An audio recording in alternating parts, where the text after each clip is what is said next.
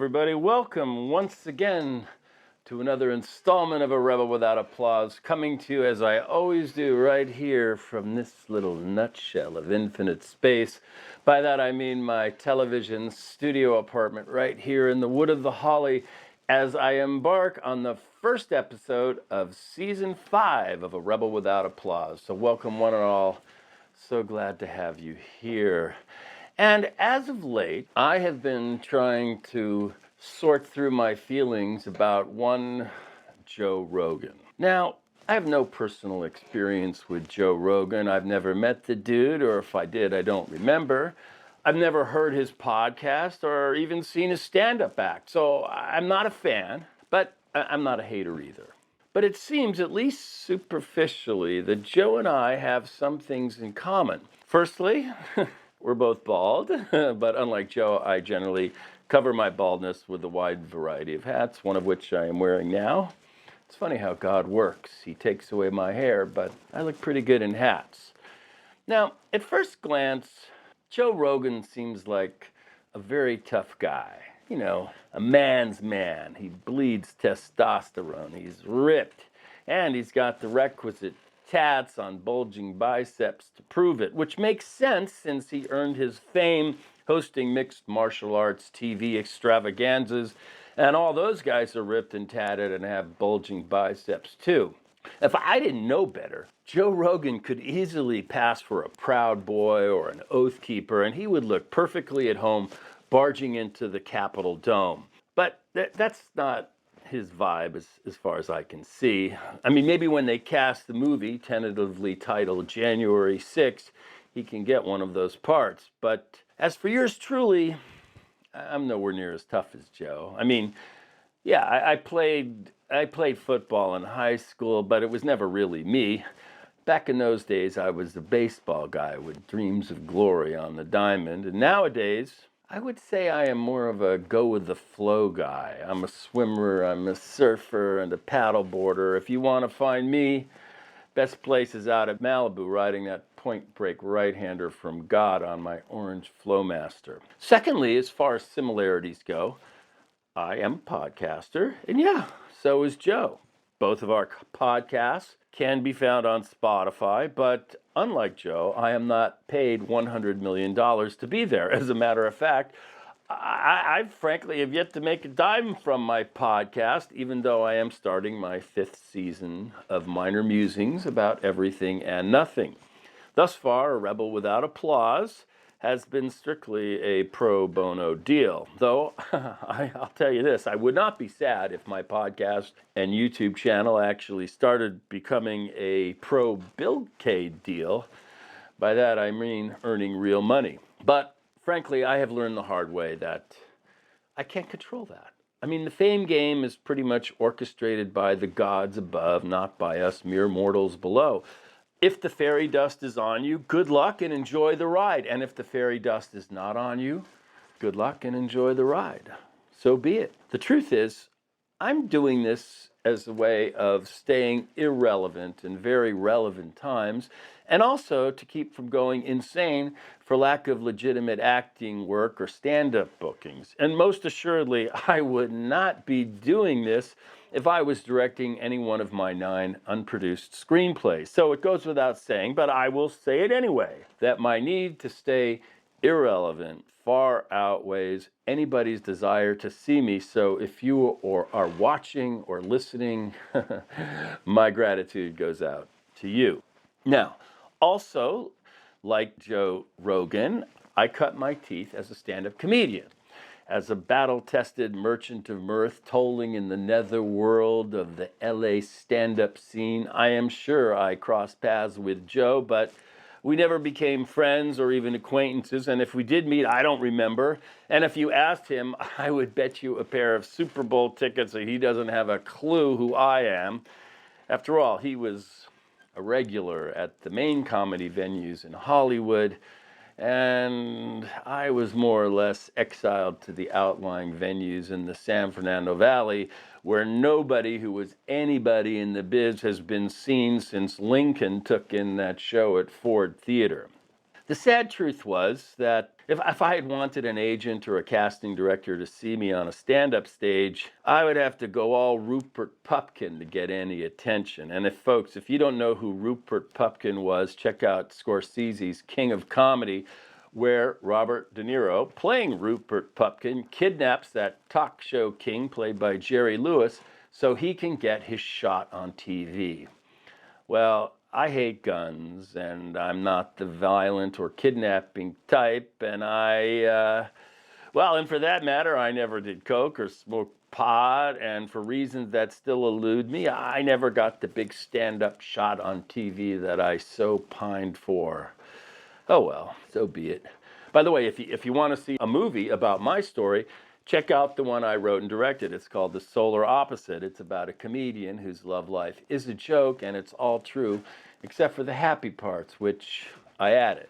So, what can I say? I'm 66 years old, and while most of my peers are talking about retirement and 401ks, I am still looking for my big break, or even a little break. Yep. Despite my best efforts, I am still toiling anonymously in my television studio apartment right here in the Wood of the Holly.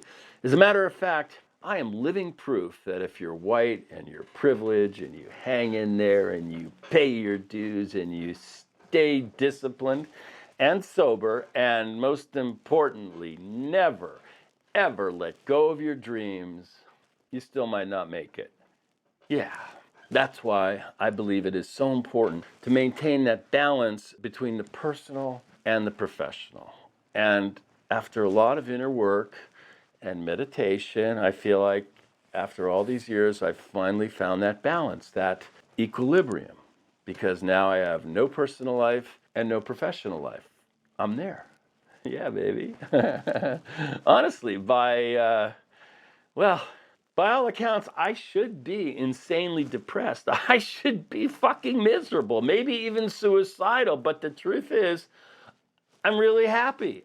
I mean, something must be seriously wrong with me. I should get a therapist. Well, actually, I am seeing a therapist, a Thai massage therapist.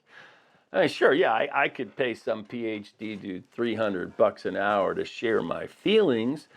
Or I could let lovely little Lucy rub my balls for 45 minutes. Believe me, I can tell you from experience, I know which form of therapy is more healing.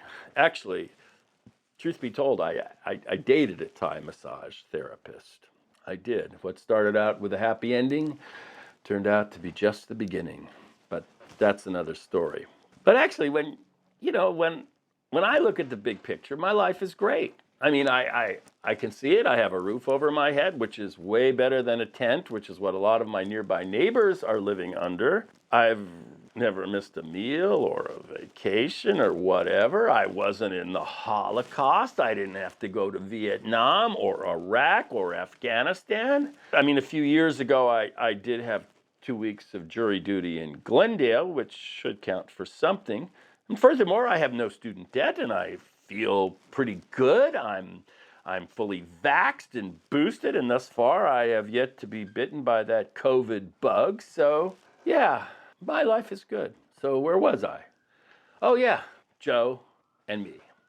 So if you haven't heard, big bad Joe Rogan recently stumbled into an ugly, smelly pit of goo.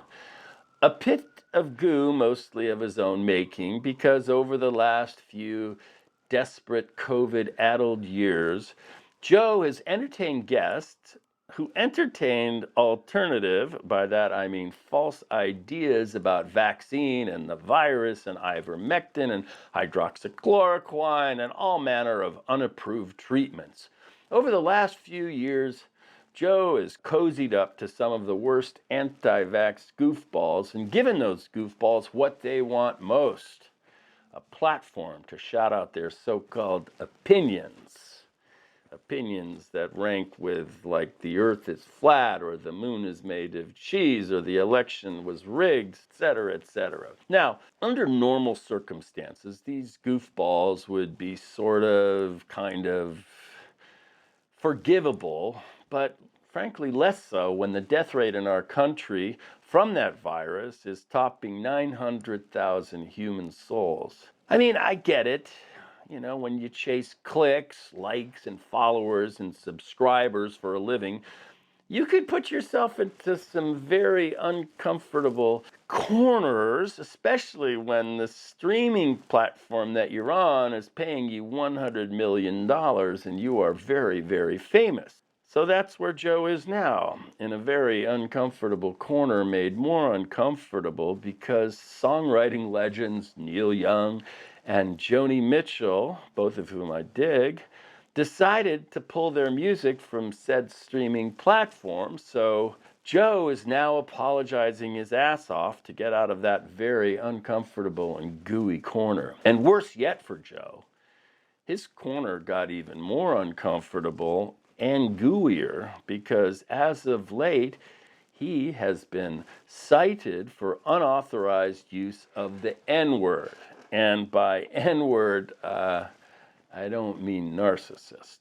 You would have to be more than a schmuck not to know that in today's world, the unauthorized use of the N-word is a sin unforgivable. So quick word of advice to Joe, don't be dropping no N-bombs unless you're a card-carrying descendant of plantation slavery. You ain't got that right. Now, while I agree in principle with Neil Young and Joni Mitchell, I won't be pulling my podcast or my music. That's right, I have an album. I won't be pulling that from Spotify because, well, nobody would notice, and I really don't know how to do that, meaning unplug myself from a streaming service. Hell, I don't even know how I got on. And also, this podcast will appear on Spotify. So rather than pull myself off the streaming service, I think it's better to confront Joe's schmuckiness with my truth, or at least my best version of it, because basically, I am a free speech in the public square guy, even if that speech is schmucky and kind of dangerous. Maybe the real issue is that this so-called public space that Spotify offers, well, it really isn't that public at all. What it is a privatized corporate space, and Joe is making beaucoup bucks for the privilege of sharing his schmuckiness with the rest of us, which enough of us dig to make it worth it to Spotify to pay Joe. So, I mean, who's the real sinner here? I guess the deepest truth is schmucks and all their schmuckiness are all around us. Schmuckiness is in the ether like you know, that virus. You can't censor schmuckiness because schmuckiness is everywhere.